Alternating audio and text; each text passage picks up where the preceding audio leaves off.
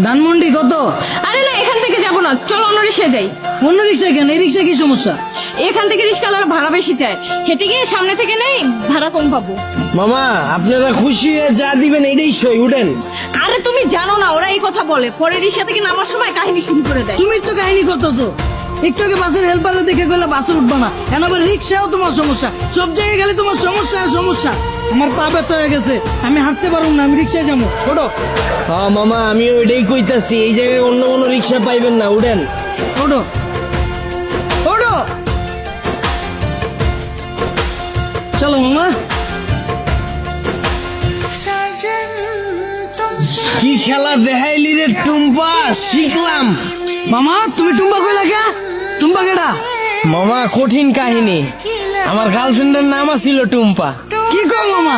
আমার গার্লফ্রেন্ডের নাম তো টুম্পা। কি কও মামা, আসলেই? হ্যাঁ, কিন্তু মামা তুমি রিক্সা চালাও আর প্রেমও করো, ব্যাপারটা কিন্তু ইন্টারেস্টিং। না মামা, প্রেম করি না তো, করতাম। আর রিক্সা চালায় তো প্রেম করি নাই মামা, ওর লাগে প্রেম করছি দেখে আজকে আমার রিক্সা চালাইতে হইতাছে, আর নাহলে তো মামা আজকে আপনার জায়গায় থাকতাম। আরে টুম্পা, তোর লাগে প্রেম কইরা আজকে আমার হাতে হ্যান্ডেল, পায়ে প্যাডেল। কি কও মামা? প্রেম করে মানুষ দেবদাস হয়ে যায় শুনছি, কিন্তু প্রেমের লাগে মানুষ রিক্সা চালায় এটা প্রথম শুনলাম। মামা তোমার কাহিনীটা কিন্তু ইন্টারেস্টিং লাগতেছে, গল্পটা কও শুনি। আরে বাবু কি শুরু করছো? ওনার এই ফালতু গল্প শুনে আমাদের সময় নষ্ট করে লাভ আছে। তার চাইতে চলো তুমি হেডফোন বের করো, আমরা গান শুনি। আরে না, মামার কাহিনীটা অনেক ইন্টারেস্টিং, মামা তুমি কও। না মামা থাক, বাদ দেন। মামি উনতে চাইতেছে না, পরে দেখা গেল আমার কাহিনী হইনা চিত্তা যাইব। আরে মামা তুমি তোমার গার্লফ্রেন্ডের কাহিনী কইবা, এটা তো হয় চেতবকে, কও মামা শুনি।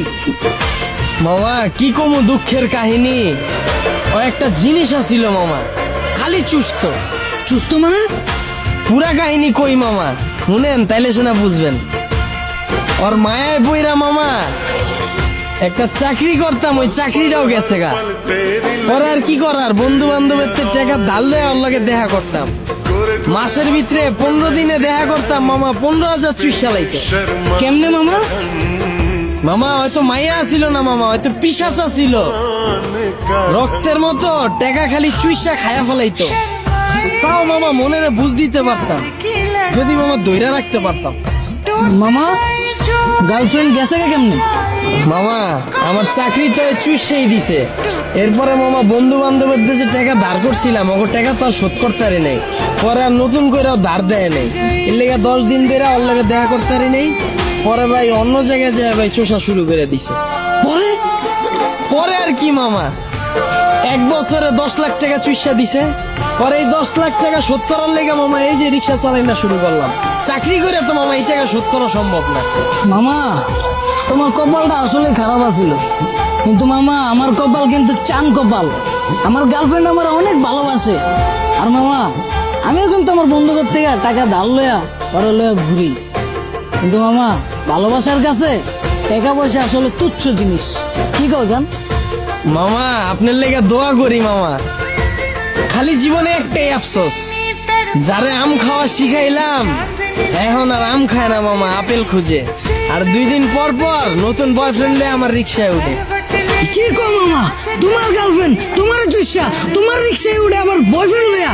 মামা আমি যদি তোমার জায়গায় হইতাম তাইলে দুইটারে দুই গালে ঠাড়া বইরা দিতাম। কি কো মামা, আসলেই? হ্যাঁ, তুমি দরকার হইলে আমার নাম্বার লয়ে লও, অগরে যখন পাইবা আমার নম্বরে কল দিবা, দরকার হইলে আমি আইসা অগরে থাবড়ে যাবো।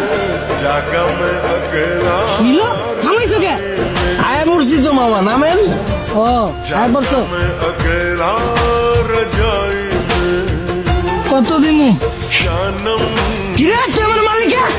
মামা আপনিই তো কইলেন পাইলেই কানের নিচে বাজায় দিতে। আমারে হাতে হ্যান্ডেল পায়ে প্যাডেল যে পরাইছে ওই জিনিসই তো এইটা, এটাই তো এখন আপনার কপালে জুটছে। আর আপনি কইলেন না হেল্পার রে দেখা উঠতে চায় না এই বাসে, ওই হেল্পারও আমার মতোই চাকরি করতো, ওরে চুইসা হেল্পার বানায় দিছে, এরপর আপনারও ধরছে। যাক মামা সাবধানে থাকেন, আমার ভাড়াটা দিয়ে দেন।